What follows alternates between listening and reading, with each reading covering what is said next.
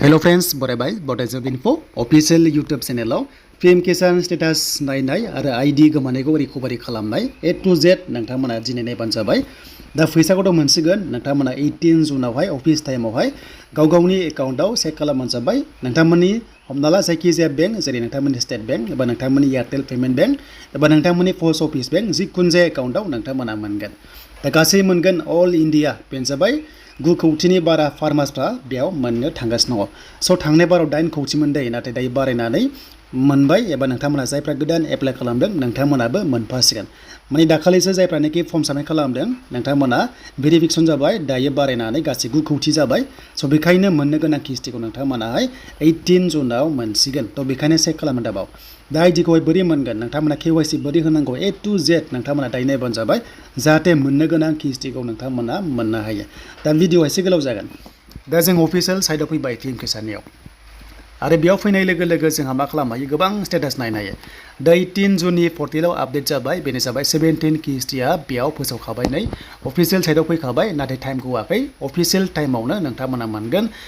खायसे 16 मोनगोन दै खायसेया 17 मोनगोन दा बेखौ जोङो नायगोन मानोना थांनाय बाराव बेसेबां मोनदों खायसे 15 किस्ति मोनदों खायसे 16 मोनदों। दा बेखौ जों लाइभ प्रुफ नायगोन सासे बेनिफिसियारिनि आईडिखौ जों बेयाव नायगोन। दा जोङो KYC होनोबा जायफ्रा KYC होआखै KYC थुदो आरो बेयाव थुनाय लोगो लोगो OTP बेसआव KYC नांगौ। दा KYC होनोबा आधार कार्डआ जाय आधार कार्डआ लिंक दंमोन बेखौ होनानै सार्चआव थुनाय लोगो लोगो नोंथांमोना KYC मोनगोन एबा OTP थांगोन मबाइल नाम्बार लिंक थानायाव आरो बे OTP खौ होनाय लोगो लोगो नोंथांमोना KYC जागोन। दा जों आधार कार्ड नाम्बारखौ होबाय KYC बिथाङा होखांबाय ना होखाङाखै जों बेखौ नायनोबा स' नोंथांमोना आधार कार्ड होनानै सार्चआव थुना हो। दा सार्चआव थुनाय लोगो लोगो KYC जादोंबा खिथागोन आरो जायाखैबा नोंथांमोनखौहाय खिथाखागोन। दा जोङो दायो क्लिक खालामबाय। स' क्लिक खालामनाय लोगो लोगो बेयाव ओरैबायदि फैबाय नै KYC इज अलरेडि डान माने KYC खौ बिथाङा होखांबाय होननानै बेयाव एन्सारा फैबाय। स' बिदि फैदोंबा KYC नोंथांमोना होनांगौ गोनांथि गैया जुदि होआखैबा नोंथांमोना OTP मोनगोन आरो बे OTP खौहाय भेरिफाइ खालामनानै नोंथांमोना KYC मबाइलावनो KYC होनो हागोन आरो KYC नांनाया नोंथांमोना प्रब्लेमा सल्भ जागोन आरो मोननो गोनां किस्तिखौहाय मोनगोन। स' दानिया मोननो गोनां किस्तिखौ मोनगोन ना मोना जोङो नायनांगोन स्टेटास। दा बेखायनो जोङो बेयाव थुबाय आरो स्टेटासाव फैनाय लोगो लोगो नोंथांमोना ओरैबायदि अपसन दङ जे नोंथांमोना नायनो हागोन बेनो जाबाय एकाउन्ट्सखौ चेक खालामनो हागोन जे नों मोनगोन ना मोना। स' बेखायनो जाय मबाइल नाम्बारा लिंक दं बेयावसो OTP थांगोन बेनिफ्रायसो नोंथांमोना नायनो हागोन। दा बेखौ नायनोबा जोंनो फार्स्टआव मा नांगोन आईडी नाम्बार नांगोन पीएम किसाननि गाव गावनि। दा जों बेखौ होनानै खेबसाखौ होनानै जों गेट OTP आव होबानो नोंनाव OTP फैगोन आरो बेखौ मोननानै नोंथांमोना आईडी मोनगोन। जुदि आईडी गैयाबा गोजौनि अपसन बेयाव क्लिक खालामनांगौ। देन खालामनाय लोगो लोगो मबाइल नाम्बार एबा आधार कार्डआ जाय पीएम किसानजों लिंक दङ बेखौ बेयाव होदो। दा जों बे बेनिफिसियारिनि सासे आईडीनि फन नाम्बारखौ होबाय आरो बेयाव होनाय लोगो लोगो खेबसा क'डखौ जों होबावबाय बेनिफ्राय जोङो गेट डाटायाव थुनांगौ आरो गेट डाटायाव थुनाय लोगो लोगो नोंनाव OTP फैगोन आरो बे OTP खौ होनाय लोगो लोगो नोङो आईडीखौ मोननो हागोन।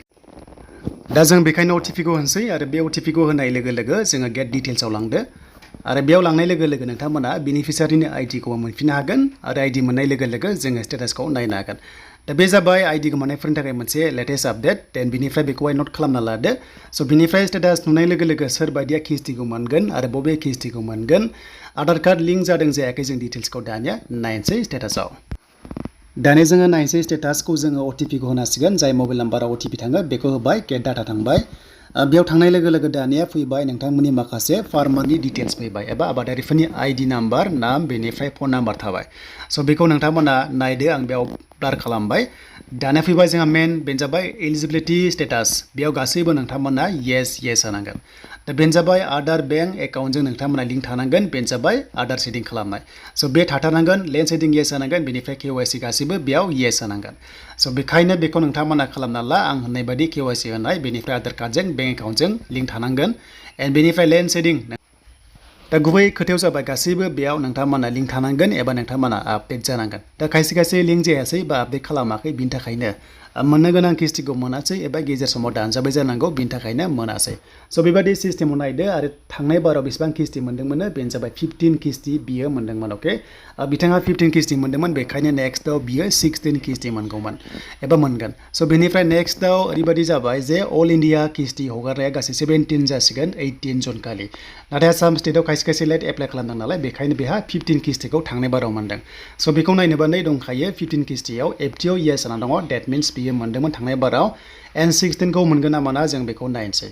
दा जोङो 16आव थुनाय लोगो लोगो दायो जोंहा आपडेट जाथ'वाखै माने फैसा मोनथ'वाखै नालाय उनावसो जागोन बाट किस्तिया 18 जुन खालि नोंथांमोना मोनसिगोन स' बेखायनो बियो दाखालि बावै 15थिखौ मोनबाय नालाय दा बियो एबारो 16थि किस्तिखौ मोननो थांगासिनो दङ दा बेखायनो जों 16थि किस्तिया दायो कन्डिसना माबादि जाना दङ जों बेखौ नायो दा बेखौ नायनाय लोगो लोगो एफटिअ बेयाव न' जादों माने प्रसेसा जायाखै नालाय जेब्ला हाबो अब्लासो जागोन दा बेबायदिनो पिएम किसाननि किस्ति मोनग्राफ्रा बेबायदि नायबानो जाबाय 18 जुन खालि मोननो गोनां किस्तिखौ अफिस टाइमाव नोंथांमोना 17 एबा 16 किस्तिखौहाय नोंथांमोना मोननो थांगासिनो दङ